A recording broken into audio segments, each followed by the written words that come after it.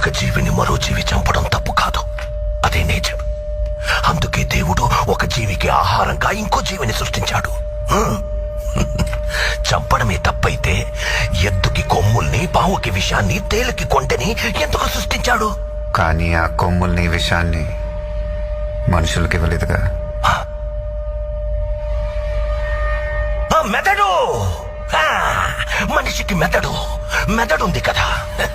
బలవంతుడే బతకగలడు. బలహీనులందరూ కలిసి వాళ్ళని వాళ్ళు కాపాడుకోవడానికి చేసుకున్నదే చట్టం. జింకని చంపితే శిక్ష, మేకని చంపితే శిక్ష లేదు. ఏ జింకలు తక్కువగా ఉన్నాయి, మేకలు ఎక్కువగా ఉన్నాయి.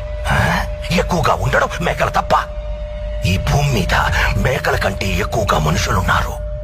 వాళ్ళని చంపితే తప్పేంటి? భయం. అది పుట్టించిందెవరు? మేము.